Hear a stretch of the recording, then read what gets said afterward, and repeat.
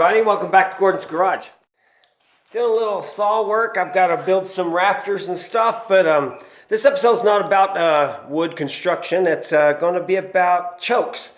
And had a request from one of the follower guys who asked me in a comment if I could do something about electric chokes, explain or something, and I don't know much about them, and don't feel bad if you don't either. So here we go. I'll tell you what I know about chokes. I'm going to start off with this Quadrajet here, this intake in particular, because it has a platform right here, and this platform is where an oven box choke sits.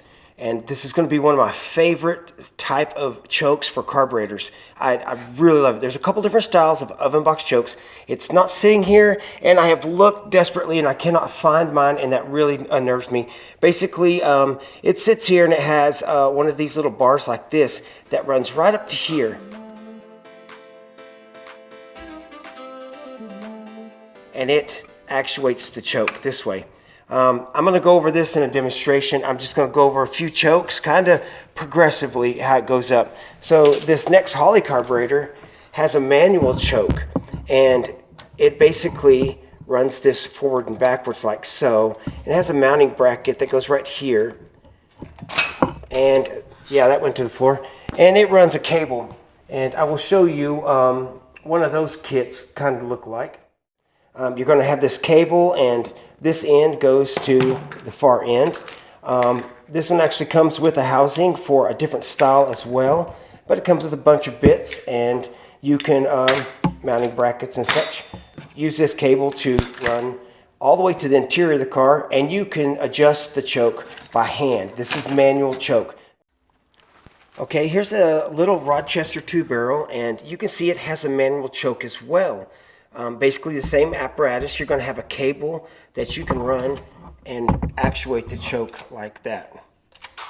And so there'll be a cable from here going into the car for you to adjust your choke manually.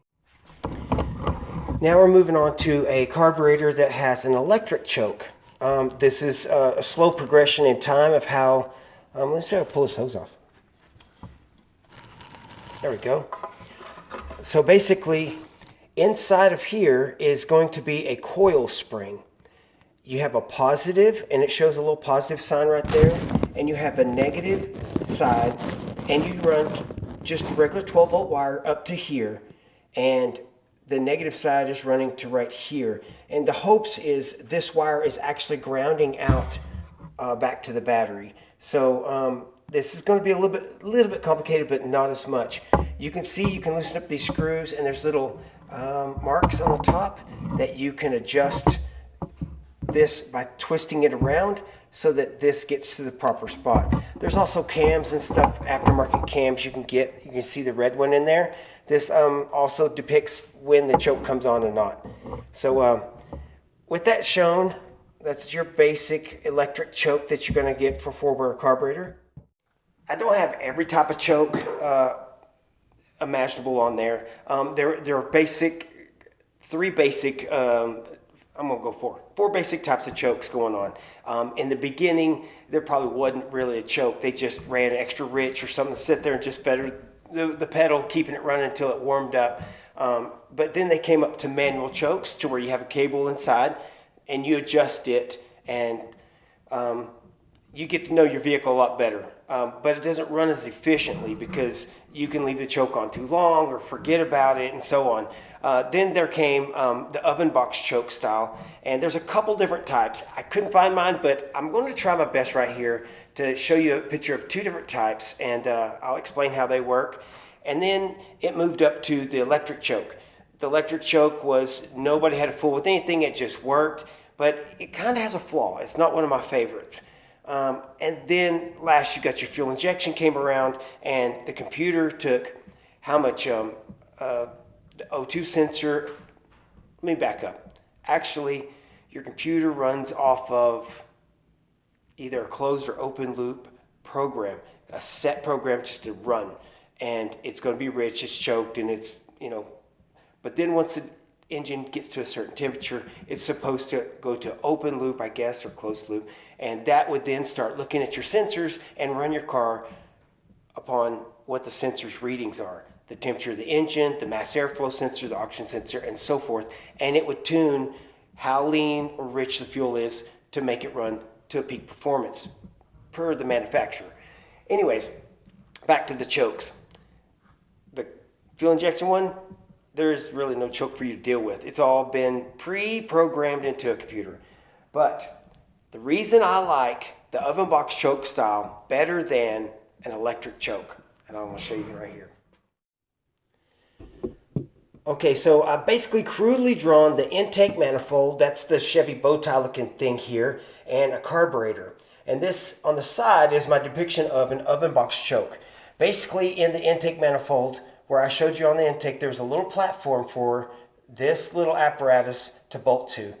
This little tunnel right here represents the exhaust tunnel that goes either all the way through your intake manifold. Some intake manifolds block it off right here, and some intake manifold gaskets block it off even further. So the heat from this exhaust gas heats this part of the intake manifold. It transfers through onto your base plate, and there's a little metal shield that sits over this spring, and that's the oven box that sits in this coil spring. Gets warm, it expands, and when it expands, it unspins itself and shoves up on this rod, and that rod would in turn, and don't mind my little Jiminy Cricket, he got trapped in there, it would in turn run your choke. Now, what happens here is it's choked when this is cold, but whenever it warms up, it opens up. There is no oopsie, I have my choke on when it shouldn't be. It's warm, it opens up. If it's cold, it's shut. Now, with the electric, basically, you have a wire running to your ignition switch. And once you turn your ignition switch to on, not the start position, but the on or run position, then electricity is now flowing through that coil spring on the side of your carburetor. It's the same one I'm showing right here, but it's actually mounted up on the side of the carburetor, the black one. It runs electricity through it, heating it, and that expands your coil spring, opening up your choke in your carb. Now, here's a scenario. You get in your car and you just turn the key on so you can hear the radio. Well, your carburetor choke is now warming up and opening up, and now your carb's not choked, and now you're trying to start your car with the choke wide open when it's cold and it needs to be choked. That's one of the downfalls about this electric choke. You'll have to then turn your key off and let this cool down in order for the choke to come back on. Where this one, it's mechanical. It really doesn't hurt you. There's one other type of oven box choke that actually, I think, mounts to the side of your carburetor, and instead of transferring heat through the contact of the metal here, it has a little metal tube that comes out and runs down either into this exhaust valley or actually into the exhaust manifold.